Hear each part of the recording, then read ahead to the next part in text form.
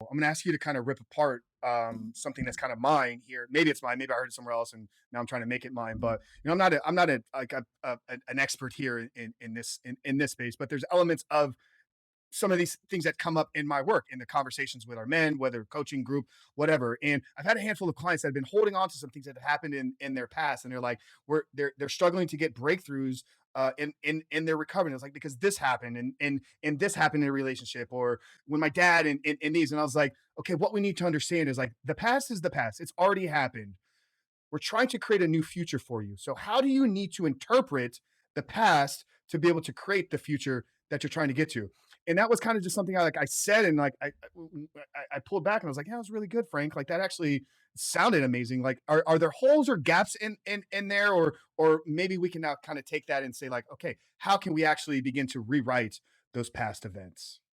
So, one of the exercises that I take people through quite a bit as I'm doing coaching, I think this will be relevant for your audience 100%.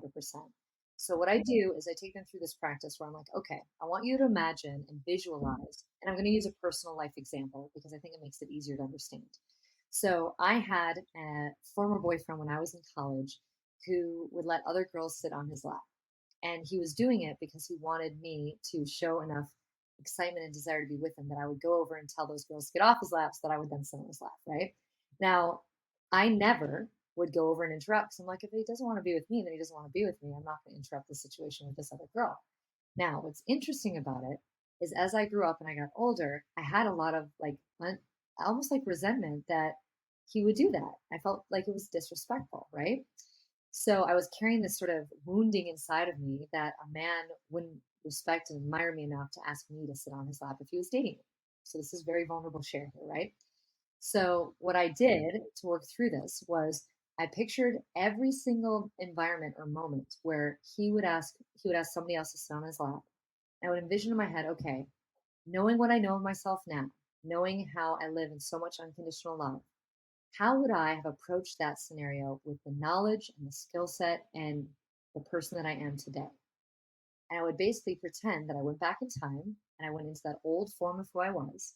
And I would go over to him and I would basically say to the girl, hey, would you mind moving? This is my guy. And I would sit down, I would hold his face in my visualization and be like, hey, I'm right here. You don't have to, wonder where I am or wonder if I'm interested. I'm like, I'm right here and I want to be with you. And so I did that for every situation that I had been in. I recreated the narrative, I recreated the story, I recreated the feeling, and I stepped into it with my current knowledge of who I am. And by doing that, every single moment healed because I was no longer living in that old story of who I used to be. So I ask everyone, I'm like, think of it as you're going back in time to create the reality, almost like Back to the Future, right? You're going back in time to create the reality that you most want to live in. So you ask yourself, what do I want to be true in this story instead? And then you create that in your visualization, in your imagination, in your mind, and you feel what that feels like, and it heals you. It heals you from the past and anything that's going on in the present. It's really a beautiful experience.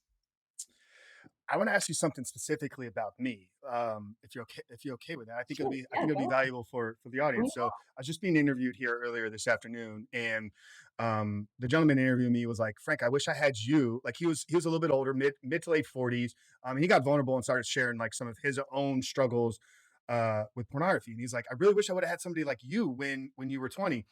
And I think the reason I've been able to create as much content, I mean, over the last 2 plus years, literally a video every single day on YouTube, is when I sit down to, or when I stand up to speak, like in front of the camera, it's like I'm just thinking about younger Frank, like back in the day. A lot of my content are like the problems and things that I went through, like my own struggles. And I wasn't intentionally doing this, like using my content almost as a way to like heal myself. Does that make any sense? Heal.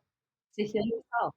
100%. That's what you're doing. And that's what each of us have a chance to do. And that's why you're in your calling, right? Oh, Do you see what I mean now when I say your wow. greatest because the more you reveal and dig into it, and the more you're vulnerably able to share it, the more you heal. The more you heal, the more you step into your calling.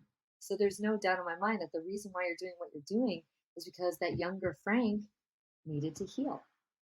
And now you're inspiring all these men to shift their behavior patterns and to live a more connected life. And that is your calling because you're trauma directed it.